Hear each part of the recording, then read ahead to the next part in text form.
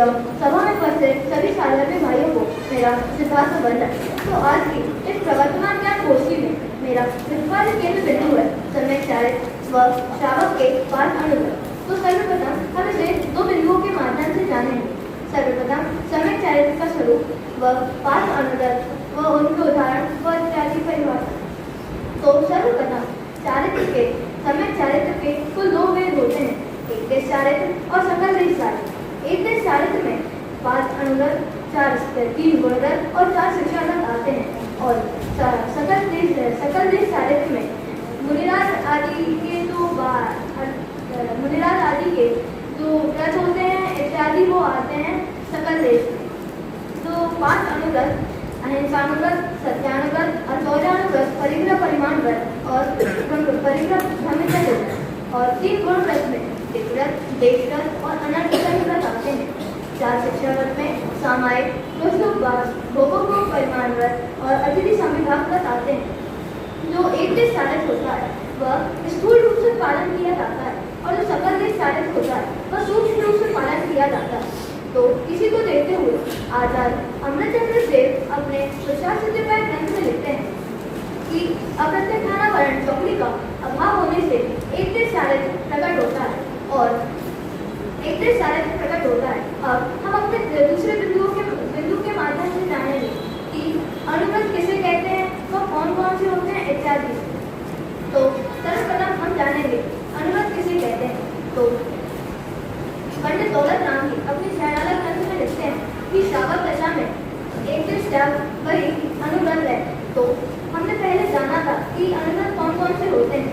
तो अहिंसानुगत, सत्यानुगत, अचौर्यानुगत, ब्रह्मचर्यानुगत व परिग्रह परिमाण व्रत।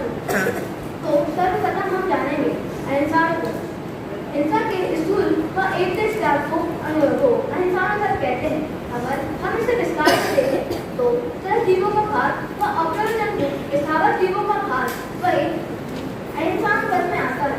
जैसे उदाहरण बेफालतू में जमीन खोदना, वृक्ष आदि काटना, मच्छर मारना, चींटी आदि को मारना वह अहिंसानुगत में आता है। अब हम दूसरा देखेंगे वह सत्यानुगत।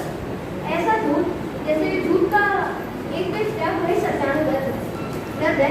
अतः अगर हम इसे विस्तार में देखें तो ऐसा कहने में आता है कि ऐसा झूठ जिससे दूसरों को खेद हो, किसी का धर्म बिगड़े, ऐसे झूठ ऐसा सत्य भी नहीं बोलना चाहिए जिससे दूसरों का धर्म बिगड़े, घर दुकान आदि में क्लेश हो, वह सत्यानुगत है। अब जैसे एग्जाम्पल में देखें तो धर्म बिगड़ना, किसी दूसरे को दुख लगे, वह घर आदि में क्लेश हो, ऐसा सत्य ना बोलना। अब तीसरा है अचौर्यानुगत।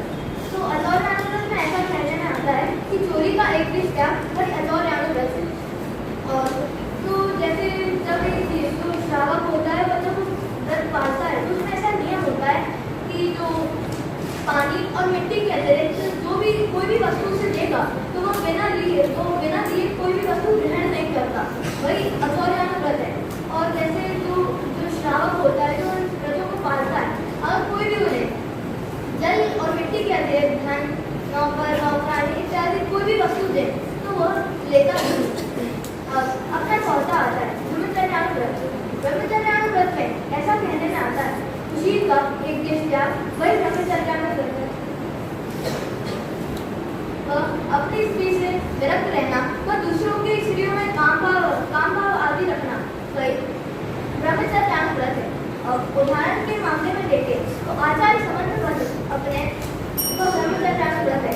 आचार्य समंत अपने रत्नदान शास्त्राचार्य में लिखते हैं कि ब्रह्मचर्यानुव्रत का दूसरा नाम स्वदार संतोष व्रत है। स्व अर्थात अपनी और दार अर्थात स्त्री और संतोष यानी संतोष रखना। जैसे पर की स्त्री, वेश्या, कुंवारी स्त्री से विरक्त रहना वही ब्रह्मचर्यानुव्रत है। ऐसा कहते हैं कि अपने से बड़ी स्त्री को माता मानना व अपनी बराबर स्त्री को बहन मानना व अपने से छोटी स्त्री को बेटी मानना ऐसा कहने में आता है। और परिग्रह परिमाण व्रत, परिग्रह का एक देश त्याग वही परिग्रह परिमाण व्रत है। अपनी शक्ति के अनुसार परिग्रह को मर्यादित रखना वही परिग्रह परिमाण व्रत है। जैसे चौथा अंतरंग का बहिरंग परिग्रह वह उक्त से घटाते जाना वही सच्चा परिक्र परिमाण व्रत। व्रत में वो आचार्य समर्थ भजन देव अपने रत्नदान श्राप प्रचार्य में लिखते हैं कि किसी को मारना व मरवाना इत्यादि रस व स्थावर जीवों का घात आदि करना ऐसानुगत है। ऐसे वचन ना बोलना जिससे दूसरों का धर्म इत्यादि बिगड़े, ऐसी वस्तु ना बोलना वह सत्यानुगत है। बिना दिए गए धन धान्य नौकर नौकरानी आदि समस्त वस्तु को छल कपट के माध्यम से नहीं लेना अचौर्यानुगत है। ब्रह्मचर्यानुगत में लिखते हैं कि अपनी स्त्री से समस्त स्त्रियों से काम भाव रखना वह ब्रह्मचर्यानुगत है। काम भाव नहीं रखना वह ब्रह्मचर्यानुगत है। तो परिग्रह परिमाण व्रत में ऐसा कहते हैं सभी प्रकार के परिग्रहों का त्याग करना वही परिग्रह परिमाण व्रत है। तो यह इस प्रकार वो 5 मनोरथ थे जो श्रावक को पालना अति आवश्यक होते हैं। मैं अंत में इतना कहना चाहूँगा कि वर्तमान में हम एक सकल निश्चारित को धारण नहीं कर सकते, पर एक निश्चारित को धारण कर सकते हैं। तो हम शीघ्र अतिशीघ्र एक निश्चारित को धारण करके सकल निश्चारित को धारण करें और अंत में शीघ्र अतिशीघ्र सिद्धालय में विराजमान